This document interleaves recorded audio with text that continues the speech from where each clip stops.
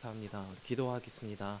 사랑해 주님 감사합니다. 오늘도 주의 전으로 부르시고 주님 앞에 우리 신령과 진정으로 마음과 정성을 다해 예배하는 우리 예배를 받으실 주님을 기대하며 나아갑니다.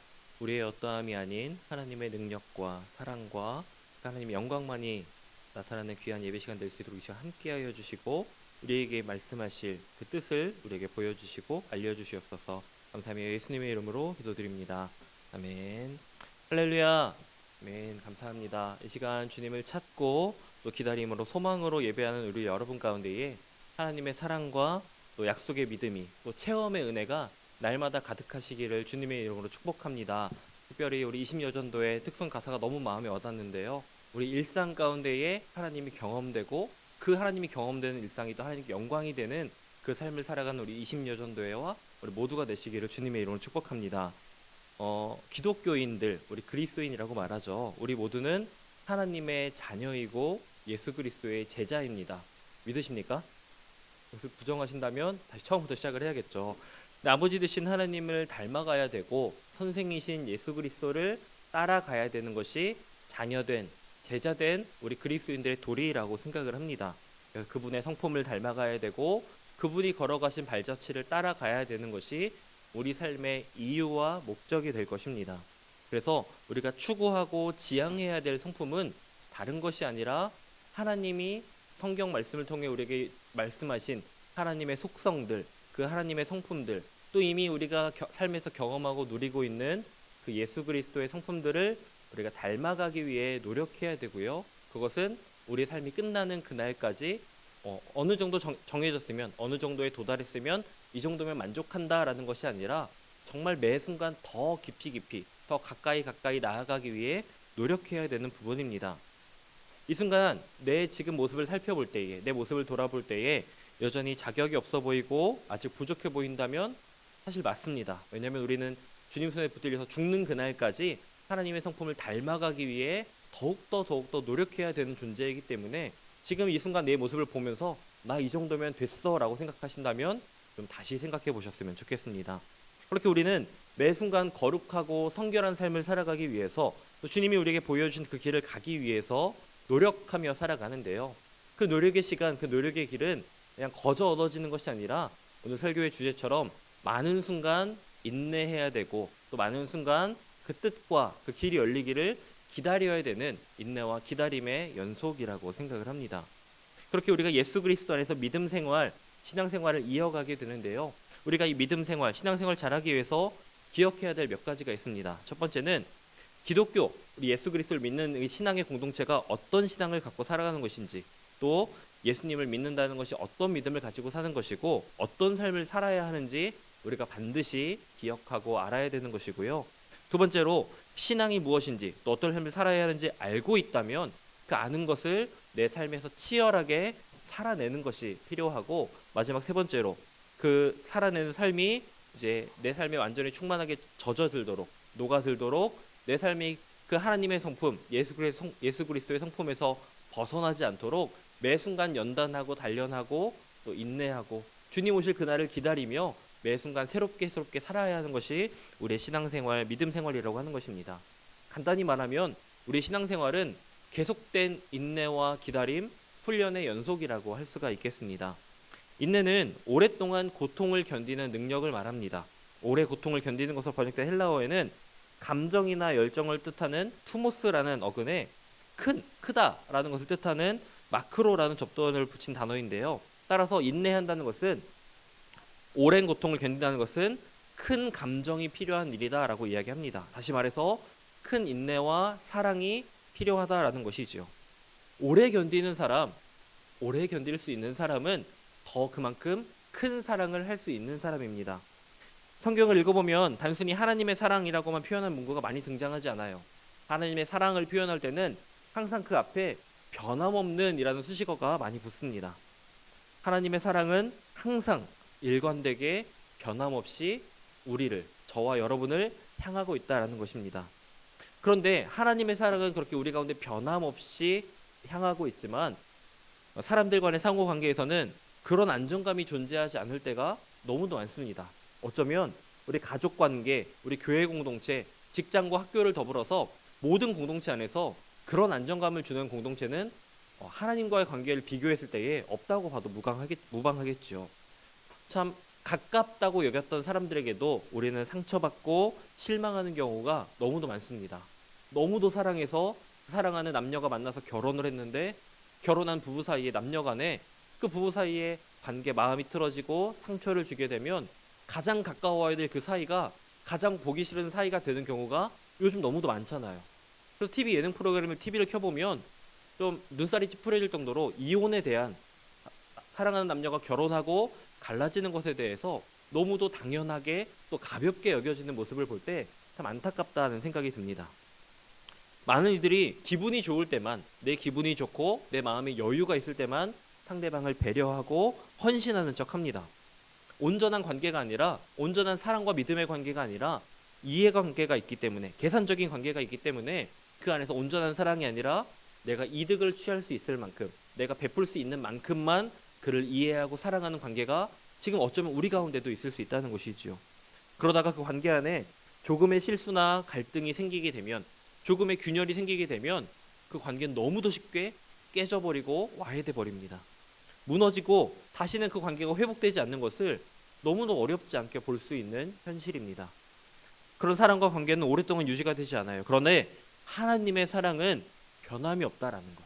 하나님의 사랑은 여전히 우리를 향하고 있고 변함없이 일관되게 우리를 향하고 있기 때문에 단지 우리가 보지 못하고 우리가 경험하지 못하고 우리의 영적인 눈이 가려져 있을 뿐이지 그 사랑은 지금도 여전히 이 시간 우리를 향하고 있다는 것을 우리가 기억해야 됩니다. 신자들이 그리스도를 사랑하고 그리스도인의 길을 살아갈 때에, 그 십자가의 길을 걸어갈 때에 고난을 견뎌야 할 때가 있습니다. 믿음을 위한, 의를 위한 그 고난, 예수 그리스도 이름을 위한 고난은 피할 수 없는 숙명이고 그리스도인들이 인내하고 견뎌야 되는 사명입니다. 그런데 이 인내라는 단어가, 또 사명이라는 단어가 여러분들 어떠신지 모르겠어요. 저는 이 단어들을 말하고 묵상할 때마다 결코 가볍게 느껴지지가 않습니다. 마음이 무겁고요. 이것을 어떻게 살아내야 되지? 정말 참으로 인내한다는 것이, 그 사명을 붙잡고 살아간다는 것이 왜 이렇게 어려운 걸까라고 매 순간 생각하게 됩니다. 그러나 성령의 열매가 우리 안에 자리 잡게 되면 내 힘과 내 능력, 내 생각을 넘어서서 성령이 부어주시는 능력이 내 안에 채워지게 되고 그 성령의 열매, 오래 참음의 열매가 우리 가운데 가득 채워지게 되면 그런 고통과 슬픔, 상처와 그 모든 기다림과 인내의 시간을 능히 견뎌내고 이어갈 수 있게 되는 것입니다. 우리가 오늘 읽었던 본문으로 돌아갈 텐데요. 오늘 함께 읽은 말씀 7절, 8절에 보면 길이 참으라 라고 얘기하고 있고요. 10절에서는 오래 참으라, 11절에 인내하라 라고 하면서 계속해서 그 성도들에게 같은 말을 반복합니다. 길이 참으라, 인내하라, 오래 참으라고요. 짧은 이 한 단락의 성경 말씀 가운데에서 길이 참으라, 오래 참으라, 인내하라 이 단어를 계속해서 반복해서 사용하고 있습니다. 성도들에게 그 성도의 삶은 참고 기다리는 시간이 반드시 필요하다라는 것을 말하고 있는 것이지요. 여러분, 인내는 모든 위대한 성취의 역사 가운데에 인내가 없었던 적은 없습니다. 세상에 성공한 사람, 이제서야 빛을 발하고 있는 그 사람들에게 이야기를 들어보면 각자 어려움이 있었고 어려움의 시간을 인내하고 기다리고 이겨내었더니 지금의 달콤한 열매를, 지금의 성취의 열매를 얻었다고 모두가 공통적으로 얘기하는 것을 볼 수 있습니다. 어려움이 있었지만 포기하지 않았어요. 버텨내고 인내했기에 지금의 결과를 그들이 마주할 수 있었다는 것입니다. 이것은 우리에게도 동일하게 적용되는 부분입니다. 그리스도인의 인생에서 그 믿음 생활을 살아가는 데 있어서 너무나도 힘들고 어려운 일이 있어요. 믿음 생활을 이어가는 것도 힘들고 때로는 내 믿음이 무너져서 기도할 수 없고 말씀 볼 수 없고 예배의 자리에 나오는 것이 너무도 곤욕스럽게 느껴지는데 그 시간을 버텨내고 인내하고 끝까지 말씀을 붙들고 살아가면 다시금 하나님이 우리 믿음을 회복시키시고 더 굳건한 믿음으로 세우실 것을 우리 믿음으로 나아가야 합니다. 우리 7절 말씀을 우리 다시 성경을 보시고 다시 함께 읽어보도록 하겠습니다. 7절입니다. 시작. 그러므로 형제들아, 주께서 강림하시기까지 길이 참으라.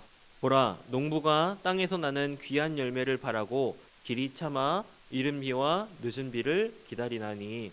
아멘. 본문에서 이제 농부의 비유를 가지고 이야기하고 있습니다. 근데 제가 이제 춘천에 온 지도 벌써 이제 2017년도에 왔으니까 벌써 햇수로 6년이 되고 있는데, 제가 춘천에서 가장 놀랐던 것은 많은 분들이 크게 농사를 짓는 분도 계시지만 정말 아파트에 사시는 분들도 농사 지을 곳이 없는 분들도 땅을 빌려서라도 작게나마 농사를 지으시는 경우가 굉장히 많더라고요. 그래서 권사님들이랑 신방하고 얘기를 하다 보면 정말 많은 분들이 작게라도 농사를 짓는 농부의 삶을 살아가고 계신 것을 볼 수 있습니다. 그런데 농사를 짓는다는 것은 책을 보니까 기다림의 연속이라고 말을 합니다. 근데 제가 생각해도 그런 것 같아요. 밭을 갈고 씨를 뿌리고 우리가 할 수 있는 걸음을 주고 할 수 있는 일을 다 하는데 결국에는 기다림이 필요해요. 하나님이 비를 내려주실 것을 기다려야 되고, 또 하나님이 좋은 햇빛을 주실 것을 기다려야 되고, 또 그것이 열매 맺기까지 과정과 그 시간이 필요하기 때문에 심었다고 해서 바로 열매를 얻을 수 있는 게 아니잖아요. 그것이 자라나고 열매를 맺기까지 기도하는 마음으로, 간절한 마음으로 돌봐주고 노력하는 노력과 기다림, 인내의 시간이 필요하다라는 것입니다. 아무리 농업기술이 발달하다 할지라도 특별한 경우를 제외하고는 대부분의 농민들은 그 열매를 얻는 그 한때를 위해서 1년 내내 최선을 다해야지만 아주 작은 그 열매를 이제 얻을 수 있게 되는 것입니다. 우리가 참고 인내해야 하는 이유를 성경은 이렇게 얘기합니다. 8절에 너희도 길이 참고 마음을 굳건하게 하라. 주의 강림이 가까우니라 하였습니다. 어떤 농부가 밭에 작물을 심고 열매 맺을 걸 기다리고 있는데 참다가 이거 왜 열매가 안 맺히지? 하고 수확의 때가 오기 전에 그 밭을 갈아엎으면 그 사람은 그 열매를 얻을 수 있을까요? 그때를 기다리지 못하면 다 키워놓고도 한 달만 기다리면, 일주일만 기다리면 열매가 맺힐 텐데 그것을 얻지 못하게 되는 것입니다. 8절 말씀에 너희도 길이 참고 마음을 굳건하게 하라고 하였습니다. 열매를 맺기까지, 우리가 기다리는 열매, 하나님 예수 그리스도가 다시 오시는 그날까지 우리 믿음의 경주를 잘 살아내고 인내하고 기다리며 절대 포기하지 않고 그 결과를 볼 때까지, 주님 다시 오심을 볼 때까지 멈추지 않고 달려가야 됨을 말하고 있습니다. 여기서 말하는 주의 강림은 예수님이 다시 오심을 말하는 것이지요.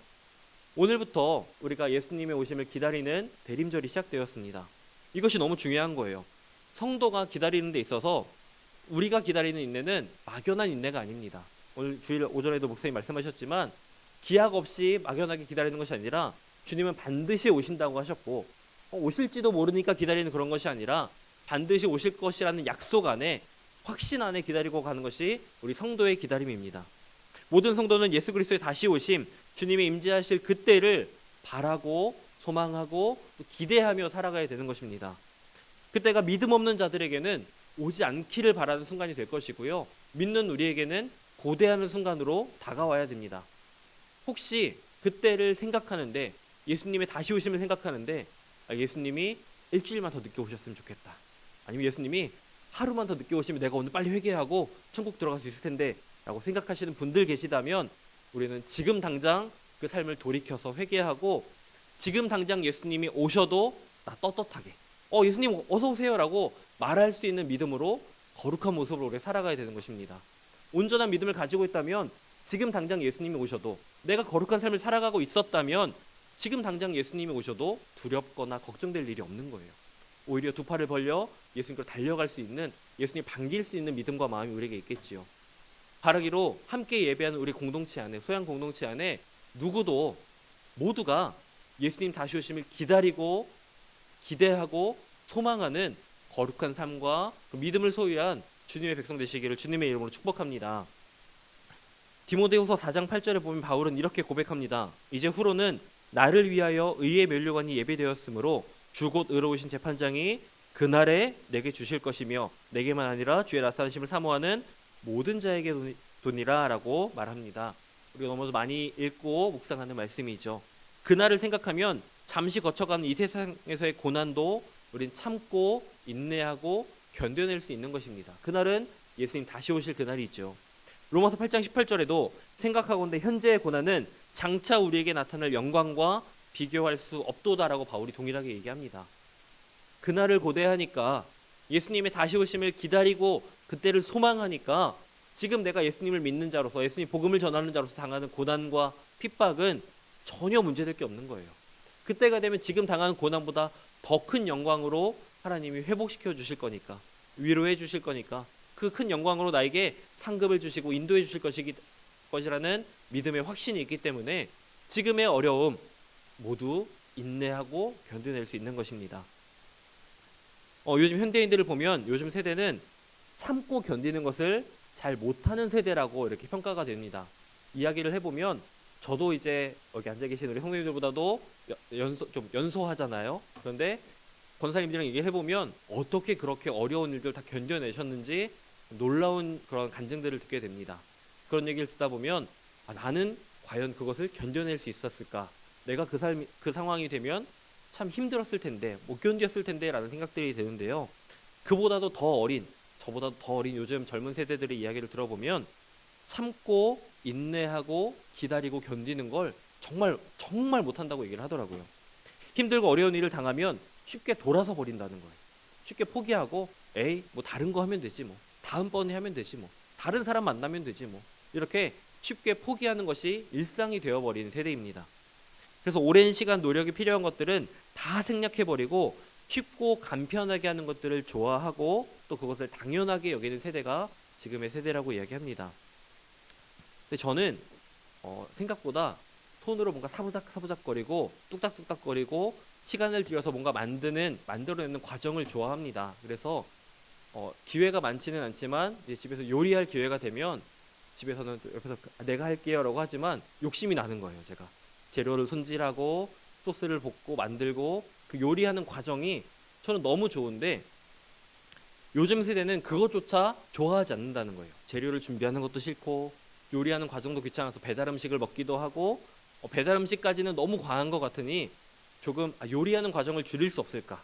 내가 그것을 하는 과정, 그걸 기다리는 인내와 시간, 그런 수고로움을 어떻게 줄일 수 있을까 하다가 지금 큰마트 가니까 밀키트 같은 것이 나오더라고요.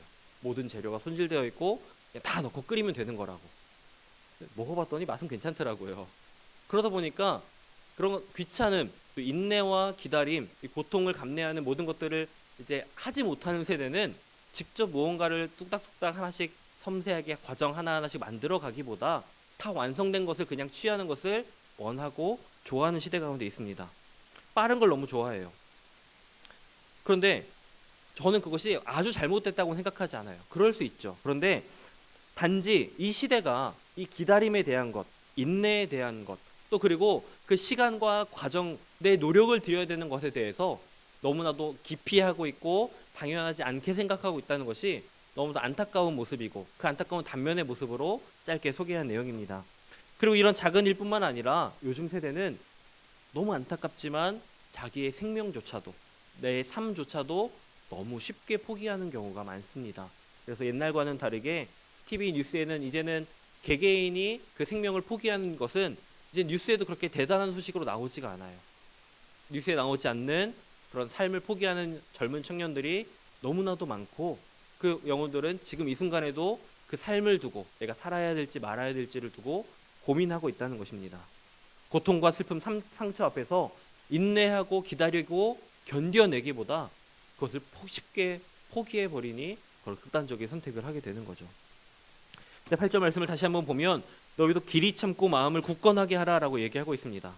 여기서 굳건하게 하라는 말은 그 마음을 굳건하게 하라는 것은 받침이나 지지를 의미하는데요. 이것은 출애굽했던 그 이스라엘 백성들이 아말렉과 전투할 때에 모세가 지팡이를 들고 산 위에 서 있을 때에 옆에서 아론과 훌이 그 팔을 받치고 있었던 그 장면에서도 똑같이 이 굳건하게 하라라는 단어가 들어갑니다. 그런 모습을 말하는 거예요. 우리 마음이 흔들리고 무너지려고 할 때 마음을 굳건하게 하라. 마음을 지지하고 마음을 받치고 마음이 떨어지지 않도록 인내와 소망으로 그 마음을 지탱하고 지켜내라고 말하는 것입니다. 위대한 지도자로 여겨졌던 모세는 백성들 앞에 서기까지 참 오랜 시간이 걸렸습니다.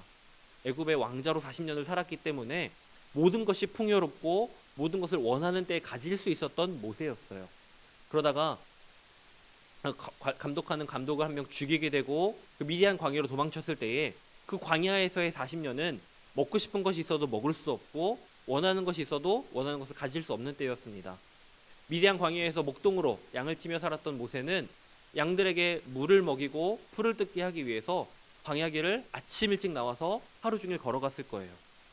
운이 좋은 날은 조금만 걸어가도 좋은 풀밭과 물을 만나서 양들을 먹일 수 있었겠지만 그렇지 않은 날은 하루 종일 걸어가도 먹이지 못하고 그대로 다시 집으로 돌아와야 했던 해가 져가니 집으로 돌아와야 되고 아무것도 먹이지 못했던 날도 있었을 것입니다. 때로는 생각한 만큼 양들을 먹일 풀과 물이 없어 실망하기도 했을 것이고 아무것도 먹이지 못한 자신을 자책하고 책망하기도 했을 것입니다. 그런데 하나님의 인도하심을 바라며 모세는 하루하루 하나님의 인도하심을 바라며 그 삶을 살아냈습니다. 그렇게 애굽의 왕자로서의 삶과 정반대되는 삶을 같은 시간만큼 살아내고 나서야 그가 준비되고 나와서야 인내와 기다림을 배우게 되고 하나님을 의지하고 바라보는 법을 배우고 나서야 그는 그제서야 이스라엘을 위한 지도자로 하나님이 부르시게 됩니다. 그런데 우리는 그 인내와 기다림의 시간을 보낼 때 우리가 기억해야 될 것, 주의해야 될 것이 있는데 그것은 9절 말씀처럼 우리가 원망하지 말아야 된다는 것입니다. 인간의 마음은 연약해서 또 우리는 이기적인 마음이 누구에게나 존재하기 때문에 문제가 발생하면 사건이 생겨나면 그것을 내 책임입니다. 내가 잘못했어요 라기보다 난 잘못 안 했는데 그거 저 사람 잘못이에요. 그 상황이 잘못된 거예요. 난 아무런 죄가 없어요 라고 내 책임을 회피하기 바쁩니다. 근데 9절 말씀에서 보면 형제들아 서로 원망하지 말라 하죠. 일이 뜻대로 되지 않을 때에 그 일의 잘못을 다른 사람에게서 찾는 그 모습, 다른 사람을 원망하는 것이 잘못된 모습이라고 얘기합니다. 그런데 사람들이 다른 사람을 원망하는 것이 아니라 그것을 더 넘어서서 이제는 하나님을 원망하기까지 합니다. 하나님이 나 사랑하시는데 이러면 안 되시잖아요. 하나님 나한테 이렇게 고통 주시면 안 되시잖아요. 내가 예배를 얼마나 열심히 드리고 내가 헌금을 얼마나 많이 했는데 왜 내 삶에 이런 고통을 주세요 라면서 하나님을 원망하는 모습 또한 있을 수 있다는 것이죠. 우리가 잘 아는 모습, 이스라엘 백성들은 광야길을 걸을 때에 그 가나안으로 가는 여정 가운데에 하나님을 원망하고 모세를 원망했습니다. 민수기 21장 5절 6절에 백성이 하나님과 모세를 향하여 원망하되 어찌하여 우리를 애굽에서 인도해내어 이 광야에서 죽게 하는가라고 얘기합니다. 애굽에서 평생을 노예로 살았던 그들을, 평생 다른 사람의 지배하에 있었던 그들을 하나님께서 건져주셨고 구원해주셨고 자유로 인도해주셨는데 그들은 먹을 것이 부족하다고 해서 걷는 여정이 고되다고 해서 왜 우리를 이 땅 가운데 죽게 하냐라면서 모세를 원망하고 하나님을 원망했습니다. 그 결과 원망하는 백성들에게 하나님께서 진노하시고 불뱀을 보내서 벌하시는 장면이 나오게 되죠. 그런데 반대로 고난이 있었지만 원망하지 않고 기쁨과 찬송으로 나아갔던 사람들이 있습니다. 신약 성경에 바울 사도와 실라가 그렇습니다. 복음을 전하다가 그들이 붙잡혀서 빌립보 감옥에 갇혔을 때예요. 하나님의 일을 하다가 어려움을 당하게 되었는데 그들은 왜 자신들을 지켜주지 않으시냐며 하나님을 원망하지 않았습니다. 하나님 나 복음 전하다 붙잡혔는데 살려주셔야죠. 풀어주셔야죠 라고 하나님께 원망의 목소리를 내지 않았어요. 그들은 기도했고 하나님을 찬송했습니다. 어려움을 당할 때 두 집단이 보여준 모습이 너무나도 상반된 모습을 우리가 볼 수 있습니다. 어려운 일을 당하기를 원하고 좋아하는 사람은 결코 없을 것입니다. 그래서 어려움을 당할 때 그 사람이 어떻게 생각하고 어떻게 행동하는지를 보면 그 사람이 성품이 어떠한지, 이 사람이 믿음에 있고 없음을 우리는 그 사람의 어려움을 당하는 모습을 보고 알 수가 있습니다. 초연하고 담담하게 인내하고 기다리며 문제 해결을 기다리고 기도하는 사람이 있고요. 어려운 일을 당하고 그 시간을 보낼 때 불평하고 원망하고 책임을 하나님께 돌리면서 책임을 다른 사람들에게 돌리면서 그렇게 다른 사람에게 불평하고 원망하는 모습이 있다면 그 사람은 그 성품으로도 또 믿음으로도 성숙하지 못한 사람일 것입니다. 아직 믿음의 길을 온전히 따라가기에 준비가 되지 않은 사람이겠지요. 그래서 우리는 어려울 때에도 여전히 내 삶을 동행하시고 인도하시는 일하고 계시는 하나님을 믿음의 눈으로 바라볼 수 있어야 됩니다. 소망 가운데 믿음으로 바라보면서 인내하고 기다릴 수 있어야 되는 것이지요. 지금 당장 내가 원하는 결과가 내가 기도한 이 순간에 일어나지 않았다고 해서 하나님 내 기도 왜 안 들어주세요가 아니라 하나님이 내 기도에 응답하실 것을 신뢰하고 확신하며 그것을 보여주실 것을 기대하고 따라 나가야 되는 것입니다. 그럼 인내하고 기다려야 되는 것을 알겠는데 어떻게 인내해야 될까요? 10절 말씀에 보면 형제들아 주의 이름으로 말한 선지자들을 고난과 오래 참음의 본으로 삼으라 라고 얘기합니다. 모든 것을 참고 온갖 고난에도 언제나 하나님을 경외했던 주님의 이름으로 말한 선지자들, 옛 예언자들을 멘토로 삼으라고, 본으로 삼으라고 오늘 성경은 이야기합니다. 성경에 많은 사람들이 있죠.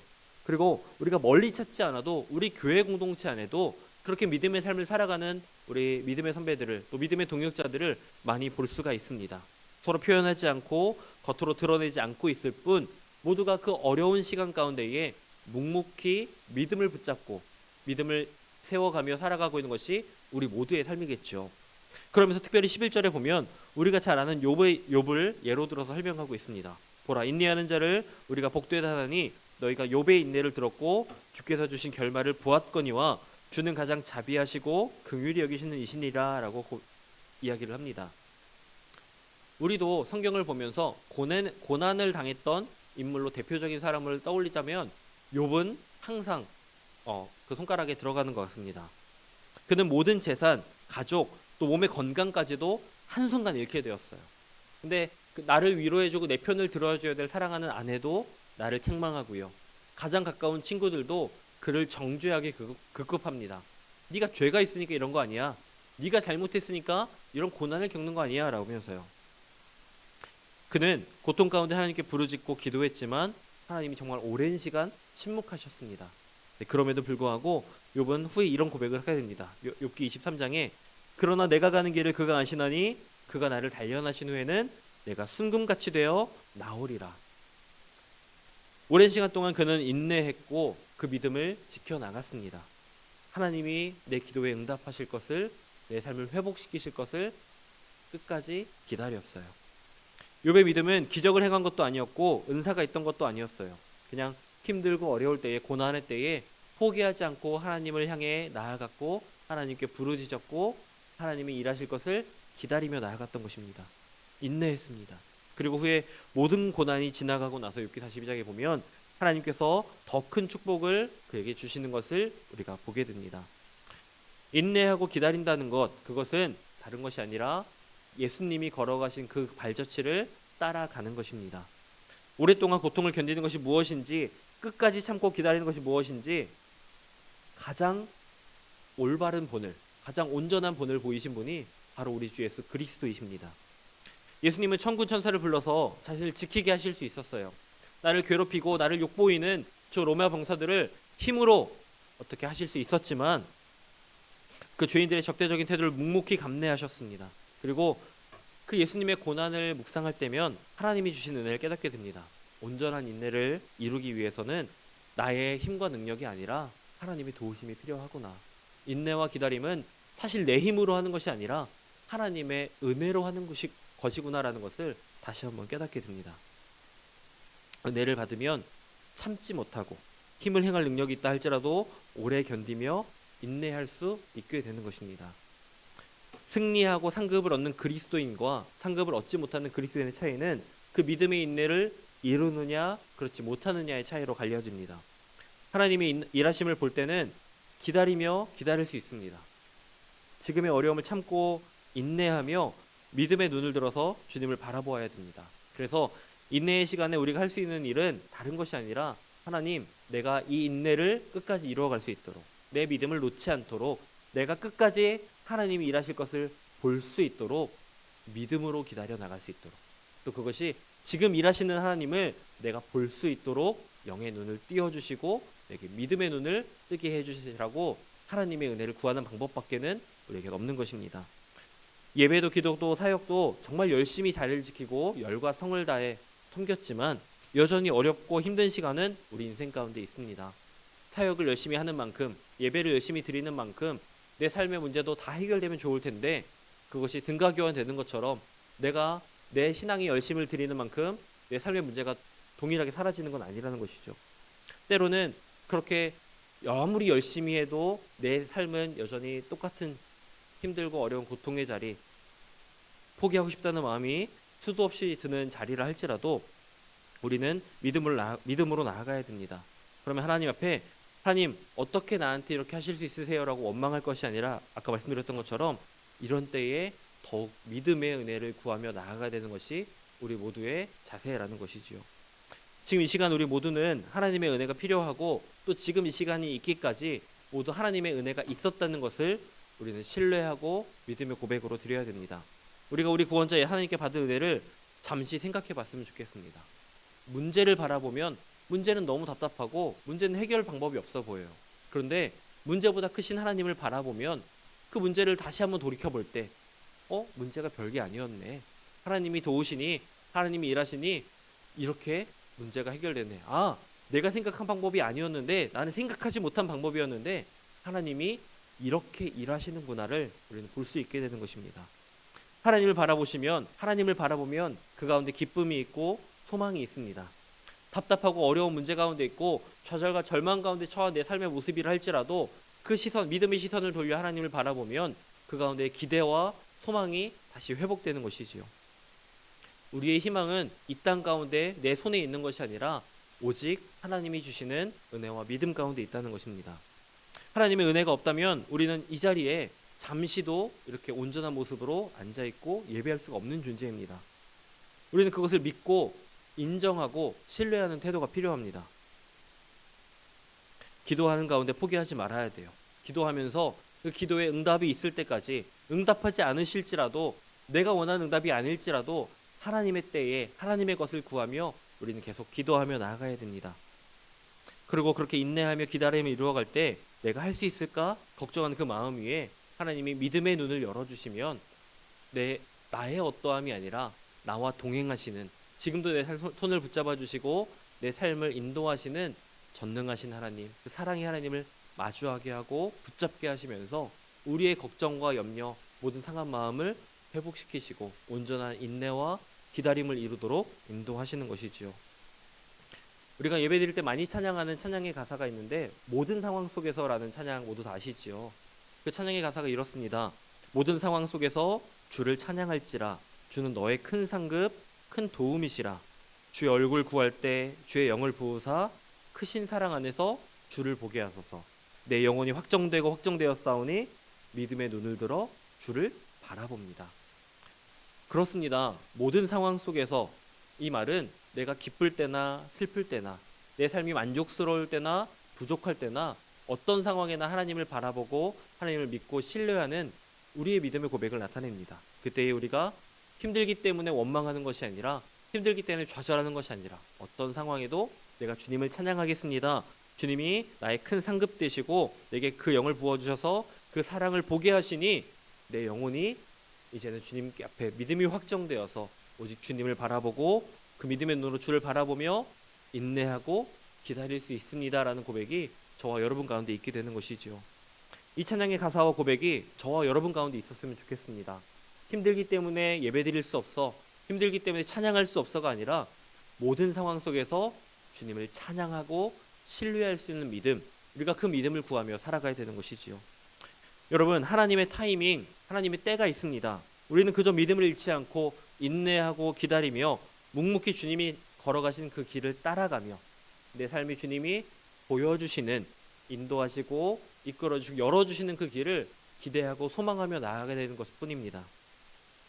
주님이 언제 오실지 우리는 아무도 알지 못합니다. 하지만 알지 못하는 그 때를 우리가 기다리며, 막연한 기다림이 아니라 반드시 오실 그 주님을 기다리며 나아가는 우리에게는 두려움이 아니라, 걱정과 근심이 아니라 반드시 일하실, 반드시 역사하시고 반드시 약속을 성취하실 하나님에 대한 온전한 믿음만이 우리에게 필요한 것입니다. 오늘 그때를 기다리며 기대하며 인내와 기다림을 이루어가는 믿음의 확신과 소망의 은혜를 매 순간 충만하게 누리며 살아가는 모든 소양교회 성도 여러분 되시기를 주님의 이름으로 축복합니다. 아멘. 기도하겠습니다.